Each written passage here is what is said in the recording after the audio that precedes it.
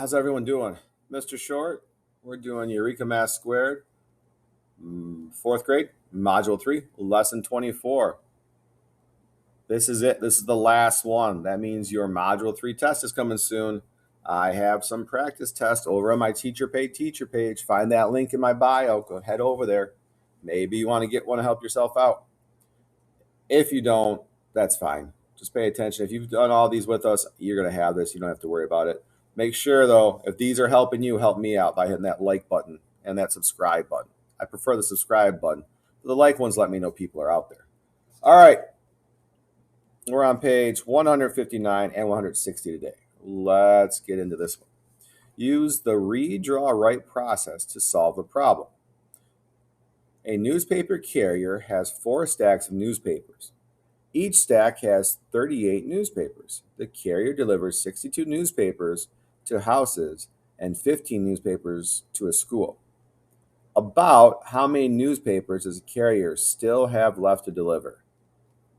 All right, let's figure this out. It says about, so that means we're going to estimate. So we're going to round all these numbers. 4 stacks, we're not going to round 4. We're going to leave 4 alone. 4 stacks, right? Each stack has 38 newspapers. What's the closest 10 to 38? Our closest 10 would be 40. So we're going to do 40 times 4. 4 times 0, 0. 4 times 4, 16. So we have 160 papers about. We're going to put P for papers. All right. Delivers 62 to houses and 15 to a school. So we didn't know how many this is all together. If it's all together, we're doing what? We're adding. So 2 plus 5 is 7. 6 plus 1 is 7. So now we have to subtract. Okay. 160 minus 77. I'm going to do a different way to subtract this one that we haven't done in a while. It's called the constant difference. The constant difference. We're going to change these numbers, all right, but keep them the same distance apart.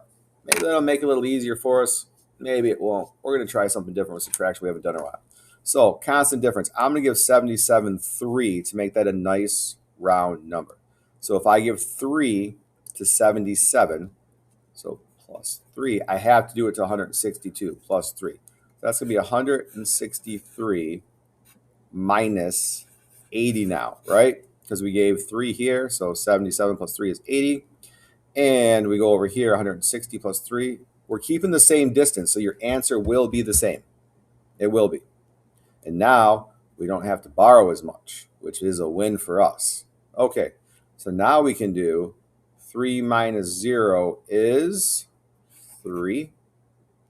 6 minus 8. Well, no, we can't do 6 minus 8. I know, I said it would be easier. But look, this is really 16 minus 8. Don't think of it as 6 minus 8. It's 16 minus 8. And what is 16 minus 8? 16 minus 8, yep, that's right, is going to be 8. Now, we could have left this round and just rounded this one because we just want an estimate here. I go a little more. I want you to see that, practice that constant difference. Because if we didn't use a constant difference, we would have had 160 minus 77. We have to borrow here, make this a 10. We get the 3. All right, and now we have a 5 here, and we're still making this 15. So now we have 15 minus 7, which is still 8. Look, same thing. Same answer. Mine was a little bit easier. All right, this is what is the exact number of newspapers the newspaper carrier still has to deliver. All right, so now we got to figure out the real numbers. So 4, we got to multiply 4 by 38 to figure out how many papers he really has, the newspaper carrier really has. I'm using the area model again. I like this one better.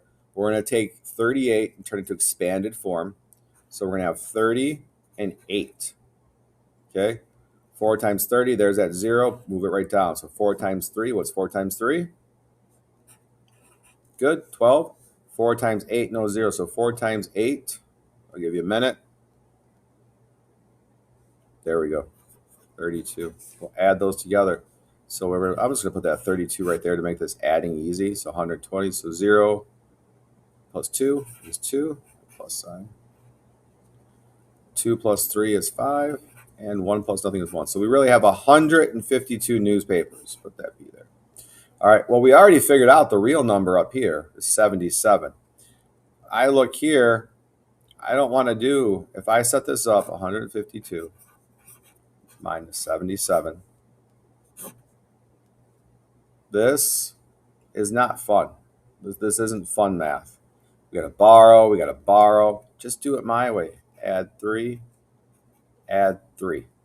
Okay, so now we have 155 minus 80.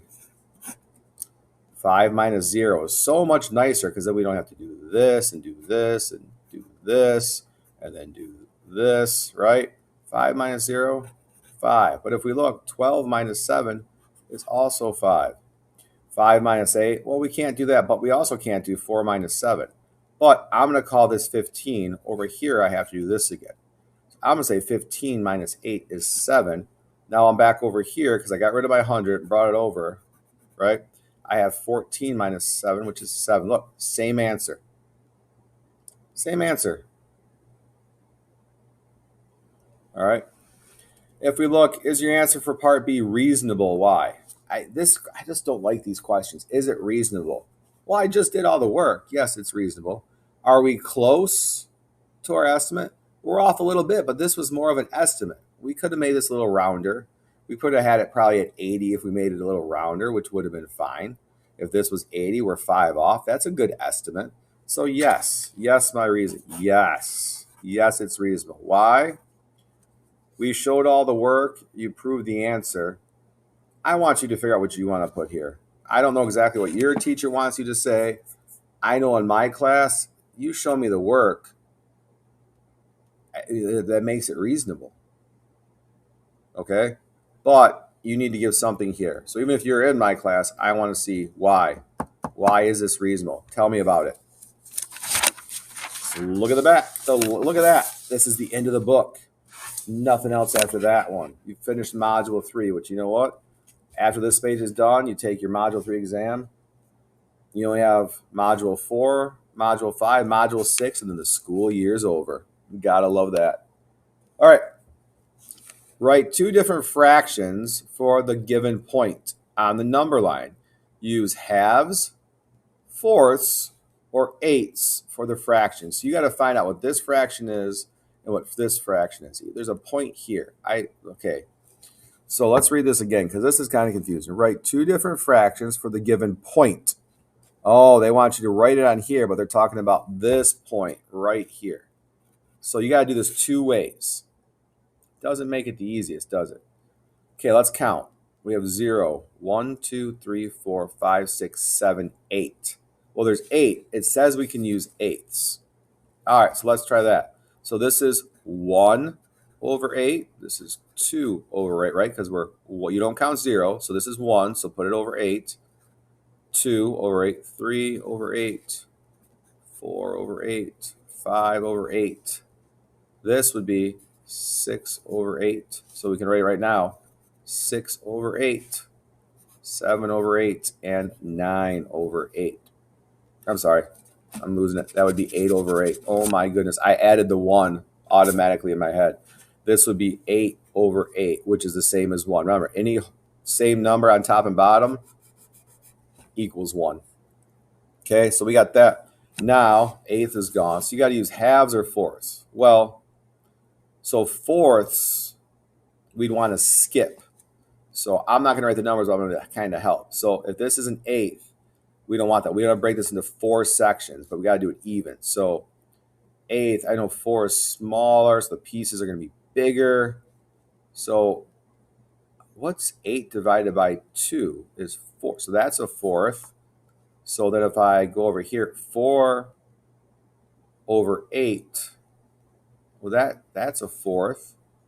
And if I go, oh, look, here's another fourth. So I got 0, 1, 2, 3, and this would be 4. Figure out what those numbers should be. This is what piece of the 4.